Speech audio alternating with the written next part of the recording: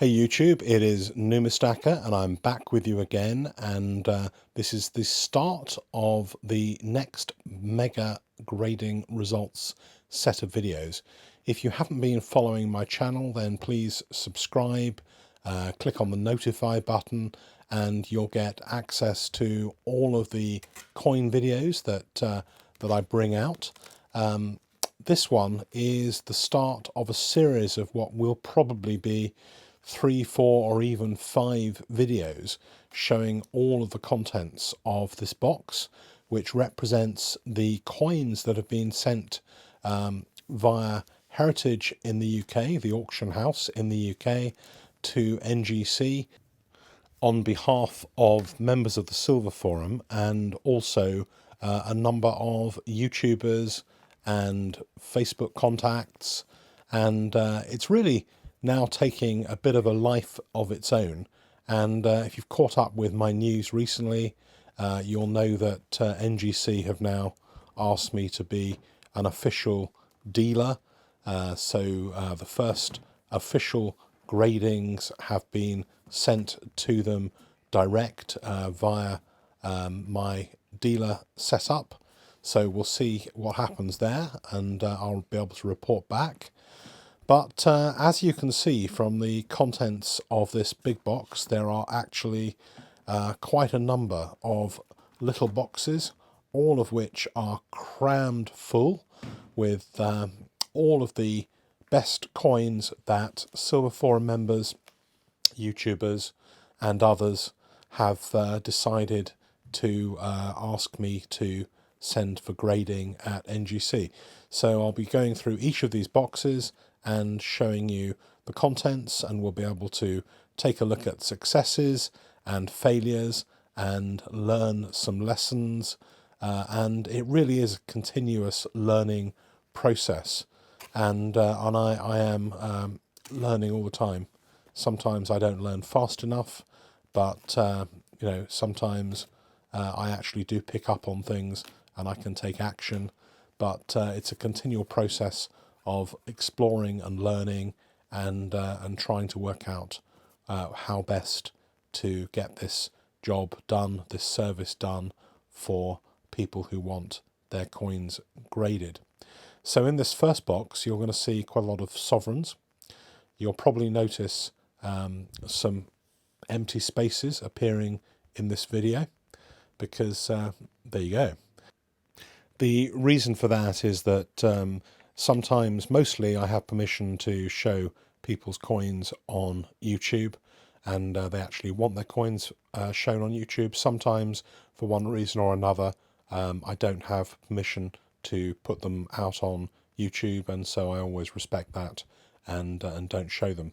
But even though a few have disappeared, you will see some absolutely great examples like this beautiful $5 half eagle coin with the Indian pattern enthused coin, and very difficult to grade. So people are always nervous when they send these in to NGC what kind of grade they're going to get, because often the feathers and the Indian enthused bit looks good, but they do the grading based on the flat surface, and it's quite difficult to work out. You'll find quite a few sovereigns in this box, so if you're a sovereign fan, then pay attention to those. And this one is a Canada sovereign. I've noticed a lot more Canada sovereigns being sent in for grading. I think people find that they're on the hunt for these Canada sovereigns all the time. Some of the dates, like Canada 1916, are pretty much impossible. 1913, 14, very expensive, but the ones round the outside, beginning and end of the series, can be pretty easy to pick up. This one is a sovereign that is veiled head, Australian sovereign. Didn't quite make an MS grade, got an AU58. Still pretty good. This is minted in Sydney, that one, with an S mint mark. This one did really, really well. This is a Prussian coin. So some people might say Germany, but kind of a little bit pre-modern Germany. And a lot of people collect these 20 franc coins. I've got 3 or 4 collectors on the Silver Forum who send in these types of coins from time to time. You get quite a few people collecting 20 mark coins. You get 20 franc coins. A lot of this sovereign size European gold is pretty popular. I believe it's possible to pick up a lot of these coins sometimes even in really good condition at fairly low, close to spot prices, and so it's quite attractive to pick them up, get them graded, and kind of elevate them a little bit. And I think they're really, really nice to look at, and I think this is quite a nice area of collecting gold coins to aim for. Another Australian sovereign, 1892, from the Melbourne Mint, with the M Mint mark, with the Jubilee head.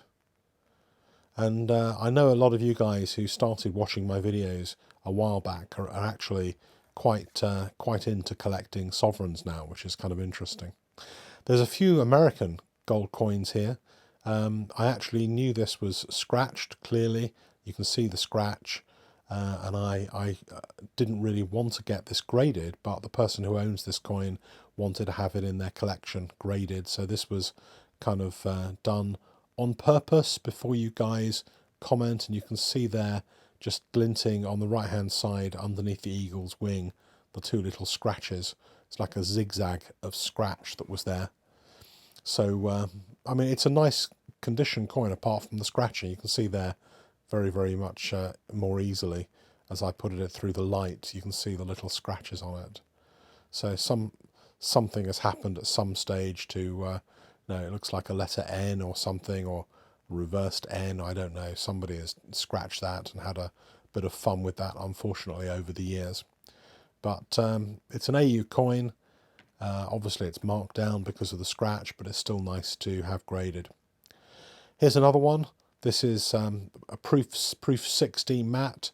Would have been nice to get a 61 on this, but all of these matte 1902 sovereigns and half sovereigns grade pretty low.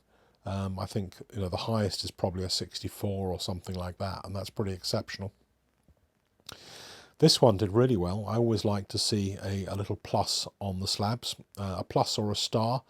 Very rare to get pluses or stars on these coins. Literally, hundreds. You can send hundreds of coins in and get one or two.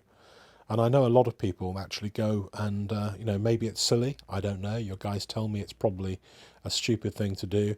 But there are collectors who actually hunt for slab designations like PL, proof-like, plus a little bit better than average, star of great visual distinction, and people collect all of that stuff. Here's another sovereign, an AU55. Nice coin. A lot of people collect shieldback sovereigns. If I was starting a new sovereign collection, probably I might even focus on shieldbacks and nothing else. So the veiled head, if you do want to collect different dates with the veiled head, you'll find the veiled head is slightly cheaper generally, apart from things like the proof. You'll find it slightly cheaper. I think a lot of people, for some reason, like the young head as opposed to the old look of Victoria. This one, altered surface. So if they think it has an altered surface in any way, they won't put it in a holder, even with a details rating. They'll just send it back. So you can let me know. I mean, there is something going on that. When you hold it up to the light, there's kind of little striations. Whether that's cleaning or how it's been altered, you experts can tell me. But I didn't. There's another one I didn't particularly want to send in, but the guy who owns these coins wanted them all sent in, so I sent it in anyway. That wasn't my choice. I do want to make that point, because sometimes you guys think that I just send coins in just for the hell of it, and that isn't really true at all. So another sovereign here, MS61, 1887, the Jubilee year. Another Jubilee head. There's a lot of people collecting varieties of these Jubilee head sovereigns. There's almost kind of a book's worth of varieties of these coins. So it's quite an interesting area. If you are collecting sovereigns, you can buy these, again, usually relatively cheaply, sometimes in bulk, although each one, of course, is the gold price and therefore it's pretty expensive. But you can then maybe find hidden varieties, have them graded, and that's quite a nice way to potentially add value to a sovereign collection as well. Here's a 1907 MS61, really good condition. This one is 1907D. This is the Denver Mint. I thought this was really nice when it came through. I'm surprised it didn't do slightly better than that, but it still did pretty well. Nice coin. And again, it's one of those things. Do you buy the tatty one in a rare year? Do you buy the ones which are plentiful in good condition?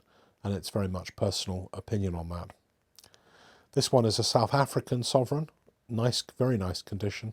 Beautiful coin. A lot of people collecting these coins, particularly at a high grade where they can find them. And you can see this. It's basically, as it was minted.